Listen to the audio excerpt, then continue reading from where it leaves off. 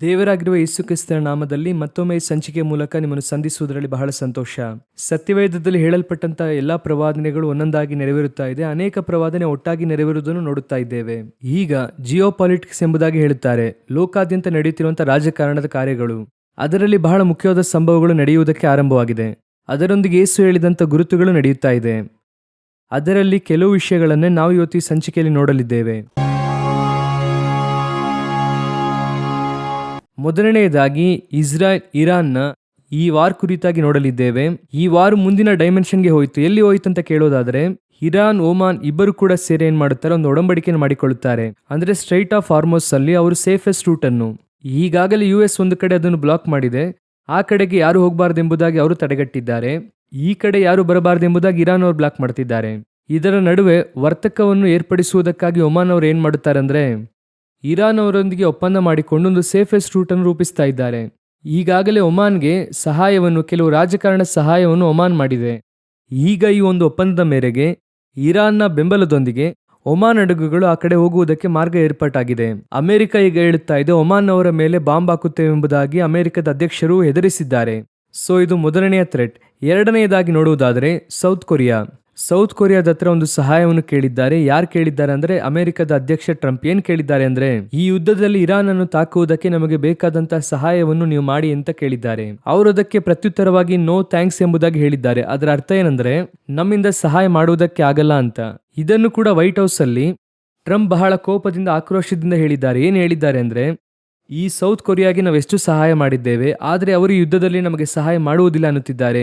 ಅವರಿಗೆ ನಾವು ಬೆಂಬಲ ಇಲ್ಲ ಅಂದ್ರೆ ನಾರ್ತ್ ಕೊರಿಯಾ ಅವ್ರನ್ನ ಏನ್ ಮಾಡುತ್ತದೆ. ಸೊ ನೀವು ಚೆನ್ನಾಗಿ ಗಮನಿಸುವುದಾದ್ರೆ, ಈಗ ಸೌತ್ ಕೊರಿಯಾಗೆ ಎದುರಾಗಿ ಕೂಡ US ನಿಂತಿದೆ. ಅದೇ ಸಮಯದಲ್ಲಿ ಒಮಾನ್ಗೂ ಕೂಡ ಎದುರಾಗಿ ನಿಂತಿದೆ.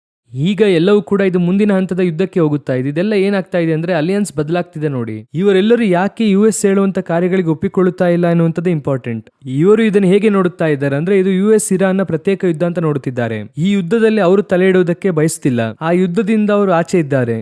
ಆದರೆ US ಹೇಗೆ ನೋಡುತ್ತಾ ಇದೆ ಅಂದ್ರೆ, ನಾನು ಎಲ್ಲರಿಗೂ ಸಹಾಯ ಮಾಡಿದ್ದೇನೆ, ನನಗೆ ಎಲ್ಲರೂ ಸಹಾಯ ಮಾಡಬೇಕಂತ ಎದುರು ನೋಡುತ್ತಿದೆ. US ಅವರ ದೃಷ್ಟಿಕೋನದಲ್ಲಿ ಇದು ಸರಿಯಾಗಿದ್ದರೂ, ಅವರ ದೃಷ್ಟಿಕೋನದಲ್ಲಿ ನೋಡುವುದಾದ್ರೆ ಅದೇ ಸರಿ, ಇಲ್ಲ ಅಂದ್ರೆ ಅದು ಬೇರೆ ಕಡೆಗೆ ಹೋಗುತ್ತದೆ. ಸೊ ಇದು ಬೇರೆ ಪರಿಮಾಣಕ್ಕೆ ಹೋಗುತ್ತಾ ಇದೆ.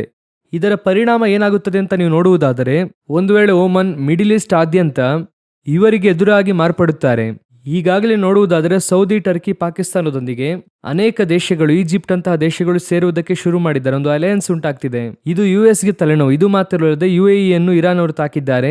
ಇದೆಲ್ಲ ದಾಟಿ ಈಗ ಇಸ್ರೇಲ್ ಬಹಳ ದೊಡ್ಡ ಮಟ್ಟಿಗೆ ಸಿರಿಯಾವನ್ನು ತಾಕಿ, ನಾವು ಸಿರಿಯಾವನ್ನು ತಾಕಿದ್ದೇವೆ ಅಂತ ಹೇಳುತ್ತಿದ್ದಾರೆ. ಟರ್ಕಿ ಇದನ್ನು ಬಹಳವಾಗಿ ಖಂಡಿಸಿದೆ. ಯಾಕಂದ್ರೆ ಸಿರಿಯಾ ಟರ್ಕಿಯ ಬಾರ್ಡರ್ ಇದೆ. ಸೊ ಈಗ ಯುದ್ಧ ಬಹಳ ವೇಗವಾಗಿ ಹೋಗ್ತಾ ಇದೆ. ಇದರ ನಡುವೆ ಉಕ್ರೇನ್ ಬಹಳ ದೊಡ್ಡ ಮಟ್ಟಿಗೆ ರಷ್ಯಾವನ್ನು ತಾಕಿದೆ ಎಂಬುದಾಗಿ, ರಷ್ಯಾ ಅದಕ್ಕೆ ಪ್ರತ್ಯುತ್ತರವಾಗಿ ನಾವು ತಾಕುತ್ತೇವೆ ಎಂಬುದಾಗಿ ಹೇಳಿದ್ದಾರೆ. ಅಷ್ಟು ಮಾತ್ರವಲ್ಲದೆ ರಷ್ಯಾ ನ್ಯಾಟೋ ದೇಶಗಳನ್ನು ತಾಕುವುದಕ್ಕೆ ಅಂಡರ್ಗ್ರೌಂಡ್ ಪ್ಲಾನ್ ಮಾಡಿತ್ತು ಎಂಬುದಾಗಿ ಕಂಡುಹಿಡಿದಿದ್ದಾರೆ, ಬ್ರಿಟನ್ ದೇಶವನ್ನು ತಾಕುವುದಕ್ಕೆ. ಸೊ ಇದೆಲ್ಲ ಸೇರಿ ಮೂರನೇ ಮಹಾಯುದ್ಧವನ್ನು ನಾವು ಬಹಳ ಶೀಘ್ರದಲ್ಲಿ, ಬಹಳ ದೊಡ್ಡ ಮಟ್ಟಿಗೆ ಕಾಣುವಂತ ಹಂತದಲ್ಲಿ ನಾವು ಇದ್ದೇವೆ. ದಿನಗಳು ಕಳೆದಂತೆ ಯುದ್ಧ ಬಹಳ ತೀವ್ರವಾಗಿ ಹೋಗುತ್ತಾ ಇದೆ. ಇದನ್ನು ನಾವು ಎಷ್ಟೋ ಸಾರಿ ಹೇಳಿದ್ದೇವೆ, ಯುದ್ಧಗಳಾಗುವ ಸುದ್ದಿ ಏನು ಎಂಬುದಾಗಿ. ಇದರ ಸೀರಿಯಸ್ನೆಸ್ ಇನ್ನೂ ಕೂಡ ಸಭೆಗೆ ಗೊತ್ತಾಗುತ್ತಿಲ್ಲ. ಸಭೆ ಏನ್ ಮಾಡ್ಬೇಕಂದ್ರೆ, ಯೇಸು ಸ್ಪಷ್ಟವಾಗಿ ಹೇಳುತ್ತಾರೆ, ಯುದ್ಧಗಳಾಗುವ ಸುದ್ದಿಯನ್ನು ಕೇಳುವಿರಿ, ಆದರೂ ಕಳವಳಗೊಳ್ಳದಂತೆ ಎಚ್ಚರವಾಗಿರಿ. ಯಾಕಂದ್ರೆ ದಿಢೀರ್ ಎಂಬುದಾಗಿ ಕೊರೋನಾ ಬಂದಾಗ ಭಯಪಟ್ಟ ಹಾಗೆ ಈ ನ್ಯೂಕ್ಲಿಯರ್ ವಾರ್ ಸ್ಟಾರ್ಟ್ ಆಗುವಾಗ ಸಭೆ ಭಯಪಡುವುದಕ್ಕೆ ಆರಂಭಿಸುತ್ತದೆ. ಏನ್ ಮಾಡ್ಬೇಕೆಂಬುದಾಗಿ ಪ್ಯಾನಿಕ್ ಆಗ್ತಾರೆ. ಆ ರೀತಿಯಾಗಿ ಪ್ಯಾನಿಕ್ ಆಗಬಾರದು ಎಂಬುದಾಗಿ ನಿನವೆ ಜನರಿಗೆ ಮುಂಚೆ ಹೇಳಿ ಸಿದ್ಧವಾದ ಹಾಗೆ, ನೋಹನಿಗೆ ಮುಂಚೆ ಹೇಳಿ ಸಿದ್ಧವಾದ ಹಾಗೆ, ಈ ಥರ್ಡ್ ವರ್ಲ್ಡ್ ವಾರ್ಗೆ ಮುಂಚೆ ದೇವರು ಹೇಳಿ ಸಿದ್ಧಪಡುವುದಕ್ಕೆ ಹೇಳುತ್ತಿದ್ದಾರೆ. ಕಳವಳ ಪಡಬೇಡಿರಿ, ಇದರ ನಡುವೆ ಪೋಷಿಸುವಂತ ದೇವರು ನಮಗೆ ಇದ್ದಾರೆ. ಅದನ್ನು ನಾವು ಬರುವಂತ ದಿನಗಳಲ್ಲಿ ನೋಡುವರಾಗೋಣ. ಈಗ ಎರಡನೆಯದಾಗಿ ಬಹಳ ಮುಖ್ಯವಾದ ವಿಷಯ, ಇದು ಭೂಕಂಪಗಳ ಕುರಿತಾಗಿ. ಅಂದರೆ ಯೇಸು ಹೇಳಿದಂತ ಬಹಳ ಮುಖ್ಯವಾದಂತ 7 ಗುರುತುಗಳಲ್ಲಿ ಮತ್ತಾಯ 24:3-8 ವಾಕ್ಯದಲ್ಲಿ ಭೂಕಂಪ ಒಂದು ಮುಖ್ಯವಾದ ಗುರುತಾಗಿದೆ. ಈ 2026ರಲ್ಲಿ ನೀವು ಗಮನಿಸುವುದಾದರೆ ಹೆಚ್ಚು ಕಮ್ಮಿ 8,000ಕ್ಕೂ ಮೇಲ್ಪಟ್ಟ ಭೂಕಂಪಗಳು ನಡೆದಿದೆ. ಅಂದರೆ 4% ಮೇಲೇನೆ 8,000 ಭೂಕಂಪಗಳು ನಡೆದಿದೆ.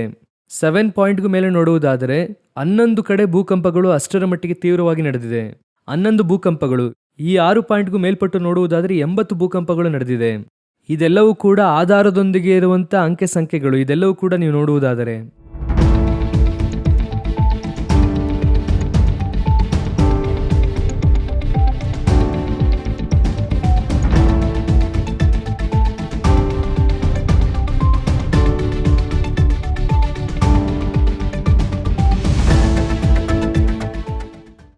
ಈಗ ಭೂಕಂಪವು ಲೋಕಾದ್ಯಂತ ನೋಡುವುದಾದರೆ ಉಚ್ಚಘಟ್ಟವನ್ನು ತಲುಪಿದೆ, ಇನ್ನೂ ಕೂಡ ಅಧಿಕವಾಗುತ್ತದೆ ಎಂಬುದಾಗಿ ಅವರು ಹೇಳುತ್ತಾ ಇದ್ದಾರೆ. ಎಲ್ಲಾ ಸ್ಥಳಗಳು ಜಪಾನ್, ಟರ್ಕಿ, ಚಿಲಿ ಇಂತಹ ಪ್ರಾಂತ್ಯಗಳಲ್ಲಿ ಇನ್ನೂ ಅಧಿಕವಾಗಿ ಭೂಕಂಪವಾಗುತ್ತದೆ ಎಂಬುದಾಗಿ ಎದುರು ನೋಡಲಾಗುತ್ತಿದೆ.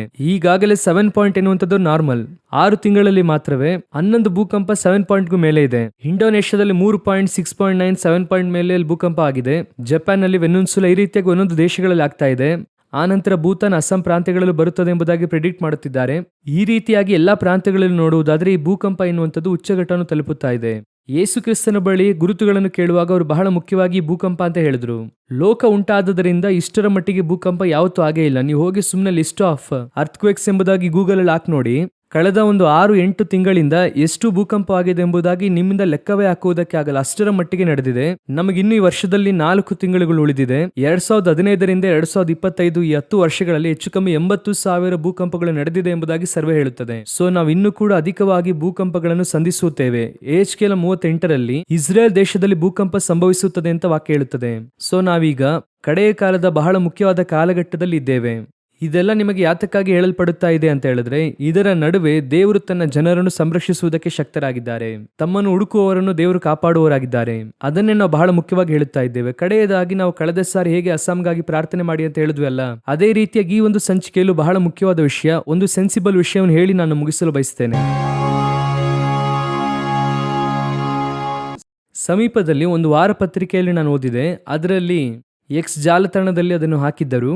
ಸೊ ನಾನು ಅದರಲ್ಲಿ ನೋಡುವಾಗ ಒಂದು ವಿಷಯ ಬಂತು. ಏನೆಂಬುದಾಗಿ ನೋಡುವುದಾದರೆ, ಮನುಷ್ಯನಿಗೆ ಸಂಬಂಧಪಟ್ಟ ಇಷ್ಟು ಕೇಡುಗಳು ಈಗ ಲೋಕವು ಕ್ರಮ ತಪ್ಪಿ ಹೋಗಿದೆ. ನೀವು ಚೆನ್ನಾಗಿ ಗಮನಿಸುವುದಾದರೆ CC ಕ್ಯಾಮೆರಾ, ಎಲ್ಲಿ ನೋಡಿದ್ರು ಕೂಡ CC ಕ್ಯಾಮೆರಾ.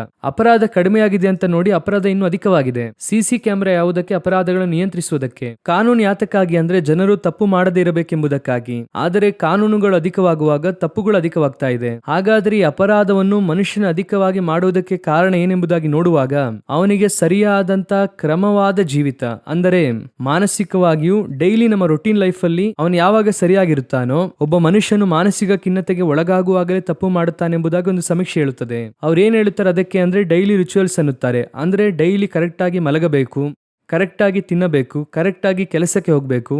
ಇದೆಲ್ಲ ಮೀರಿ ಕ್ರಮವಾದ ಜೀವಿತ, ಅಂದರೆ ಕುಟುಂಬದೊಂದಿಗೆ ಸರಿಯಾಗಿ ಜೀವಿಸಿ ಒಂದು ಕ್ರಮವಾದ ಜೀವನ ಶೈಲಿ. ಗಂಡ ಹೆಂಡತಿ ಮಕ್ಕಳು, ಮದುವೆ ಆಗದೇ ಇದ್ದರೆ ಅಪ್ಪ ಅಮ್ಮನೊಂದಿಗೆ ಒಂದು ಒಳ್ಳೆಯ ಜೀವಿತ, ಯೌವನ ಪ್ರಾಯವಾಗಿದ್ದರೂ ಮದುವೆಗೆ ಬಂದ ಪ್ರಾಯವಾಗಿದ್ದರೂ ಒಂದು ಕ್ರಮ. ಈ ರೀತಿ ಕ್ರಮವಾಗಿ ಜೀವಿಸುವವರ ಪಟ್ಟಣದಲ್ಲಿ ನೋಡುವುದಾದರೆ ಅಪರಾಧಗಳು ಬಹಳ ಕಡಿಮೆಯಾಗಿದೆ. ಇನ್ನೊಂದು ಕಡೆ ಕ್ರಮ ತಪ್ಪಿ ಇರುವವರಲ್ಲಿ ನೀವು ಈಗ ಈ ಕಾಲಘಟ್ಟದಲ್ಲಿ ನೋಡುವುದಾದರೆ ಲೋಕಾದ್ಯಂತ ಒಂದು ಹೊಸ ಮೆಥಡ್, ಜನರ ಮೈಂಡ್ ಸೆಟ್ ಮಾರ್ಪಟ್ಟಿರುವುದನ್ನು ನಾವು ನೋಡಬಹುದು. ಏನೆಂದರೆ, ಯಾವಾಗಲೂ ಕೂಡ ಈ ಕ್ರಮಬದ್ಧ ಜೀವಿತಕ್ಕೆ ಇಂಪಾರ್ಟೆನ್ಸ್ ಕೊಡುತ್ತಾ ಇದ್ದಂತ ಜನರು ಇವಾಗ ಅದಕ್ಕೆ ಕೊಡುತ್ತಾ ಇಲ್ಲ. ಕಾರಣ ಏನಂದ್ರೆ, ಯಾರು ಹೇಗ್ ಬೇಕಾದ್ರೂ ಇರಬಹುದು, ಏನ್ ಬೇಕಾದ್ರೂ ಮಾಡಬಹುದು. ಎಂಡ್ ಆಫ್ ದ ಡೇ ಅವರಿಂದ ಏನ್ ಟೇಕ್ ಅವೇ, ಏನ್ ರಿಸಲ್ಟ್? ಈಗ ಒಬ್ಬರು ಆಟ ಆಡ್ತಾ ಇದ್ದಾರಾ, ಅವ್ರು ಆಟ ಆಡೋದನ್ನು ಮಾತ್ರ ನೋಡಿ, ಬೇರೆ ಕಾರ್ಯವನ್ನು ನೋಡ್ಬೇಡ್ರಿ. ಆ ರೀತಿ ಮೊದಲು ಹೊರಗೆ ಆರಂಭವಾದದ್ದು ಈಗ ಚರ್ಚ್ನೊಳಗೂ ಬಂದಿದೆ. ಸೊ ಇದರ ಪರಿಣಾಮ ಏನಂದ್ರೆ, ನೋಹನ ಕಾಲದಲ್ಲಿ ಭೂಮಿಯು ಕ್ರಮ ತಪ್ಪಿಯೋ ಅನ್ಯಾಯದಿಂದ ತುಂಬಿತ್ತು ಎಂಬುದಾಗಿ ಹೇಳಲ್ಪಟ್ಟ ಹಾಗೆ ಈಗ ಲೋಕಾದ್ಯಂತ ಕ್ರಮ ತಪ್ಪಿ ಹೋಗುತ್ತಾ ಇದೆ. ಎಲ್ಲೆಡೆ ನೋಡುವುದಾದ್ರೆ ಅಪರಾಧಗಳು, ತಪ್ಪುಗಳು ಅಧಿಕವಾಗ್ತಾ ಇದೆ. ಇದೆಲ್ಲಕ್ಕೂ ಕೂಡ ಒಂದೇ ಒಂದು ಮಾರ್ಗ ಇದೆ. ವೈಯಕ್ತಿಕ ಮನುಷ್ಯನ ಕ್ರಮವಾದ ಜೀವಿತವೇ ಕರೆಕ್ಟ್ ಆಗಿರುತ್ತದೆ ಅಂತ ಅವರು ಹೇಳಿದ್ದಾರೆ. ಇದನ್ನು ನಮ್ಮ ದೇವರು ಯಾವತ್ತೂ ಹೇಳಿದ್ದಾರೆ. ನಾವು ಮೊದಲು ಕ್ರಮವಾಗಿದ್ದರೆ ಎಲ್ಲವೂ ಕ್ರಮವಾಗಿರ್ತದೆ ಅಂತ ದೇವರು ಹೇಳಿದ್ದಾರೆ. ಸೊ ಈ ಕಾರ್ಯಕ್ಕೋಸ್ಕರವಾಗಿ ನೀವು ಪ್ರಾರ್ಥನೆ ಮಾಡ್ರಿ. ಇದು ಮನುಷ್ಯನು ತನ್ನನ್ನು ತಾನು ಕ್ರಮಬದ್ಧವಾಗಿ ಇಟ್ಕೊಳ್ಬೇಕಂದ್ರೆ ದೇವ್ರು ಸಹಾಯ ಮಾಡಬೇಕು, ಪರಿಶುದ್ಧಾತ್ಮನೇ ಸಹಾಯ ಮಾಡಬೇಕು. ಅವ್ರು ಬಂದನೆ ಪಾಪದ ಕುರಿತು, ನೀತಿಯ ಕುರಿತು, ನ್ಯಾಯ ತೀರ್ವಿಕೆ ಕುರಿತು ತಿಳಿಸುತ್ತಾರೆ. ಪರಿಶುದ್ಧಾತ್ಮನಿಗೆ ಸ್ಥಳ ಇಲ್ಲದೆ ಇರುವಂತಹ ಸಭೆ ನೋಡ್ರಿ ಕ್ರಮ ತಪ್ಪಿ ಹೋಗಿರುತ್ತದೆ. ಅಲ್ಲಿ ನೋಡಿ ಶಾರೀರಿಕವಾದ ಕಾರ್ಯಗಳಿಗೆ ಸ್ಥಳ ಇರುತ್ತದೆ, ಆಟ ಕುಣಿದಾಟ ಎಂಟರ್ಟೈನಿಂಗ್ ಆಗಿರುತ್ತದೆ. ಆದ್ರೆ ಹೋಲಿ ಸ್ಪಿರಿಟ್ ಇರುವಂತಹ ಸಭೆಯಲ್ಲಿ ನೋಡಿ ವಾಕ್ಯ ಇರುತ್ತದೆ, ಜನರು ಕ್ರಮವಾಗಿರುತ್ತಾರೆ. ಇಲ್ಲಿ 12 ಜನರಿದ್ದಾರೆ ಅಂದ್ರೆ ಅಲ್ಲಿ ಒಬ್ಬ ಇಸ್ಕರಿಯೋತ ಯೂದ ಇರ್ತಾನೆ. ಈ ರೀತಿಯಾಗಿ ಕುಣಿದಾಡುವಂತಹ ಗುಂಪಿನಲ್ಲಿ ನೋಡಿರಿ 11 ಇಸ್ಕರಿಯೋತ ಯೂದ ಇದ್ದರೆ ಒಬ್ಬ ಮಾತ್ರ ಒಳ್ಳೆಯವನಿರ್ತಾನೆ. ಇದೇ ಡಿಫರೆನ್ಸ್. ಸೊ ಸಭೆಯನ್ನು ವಾಕ್ಯದಿಂದಲೂ ಪರಿಶುದ್ಧಾತ್ಮನಿಂದಲೂ ತುಂಬಿಸಿ ವೈಯಕ್ತಿಕವಾದ ಪರಿಶುದ್ಧವಾದ ಜೀವಿತಕ್ಕೆ, ವೈಯಕ್ತಿಕ ಕ್ರಮಬದ್ಧವಾದ ಜೀವಿತಕ್ಕೆ ಇಂಪಾರ್ಟೆನ್ಸ್ ಕೊಡುವಾಗ ಎಲ್ಲವೂ ಕರೆಕ್ಟ್ ಆಗಿರುತ್ತದೆ ಅಂತ ನೋಡುತ್ತೇವೆ. ಇವತ್ತು ಲೋಕವು ಕೂಡ ಅದನ್ನೇ ಒಪ್ಪಿಕೊಳ್ತಿದೆ. ಕರ್ತನ ಚಿತ್ತವಿದ್ದರೆ ದೇವರ ಬರೋಣ ತಡವಾದರೆ ಇನ್ನೊಂದು ಸಂಚಿಕೆಯಲ್ಲಿ ನಿಮ್ಮನ್ನು ಸಂಧಿಸುತ್ತೇವೆ. God bless you.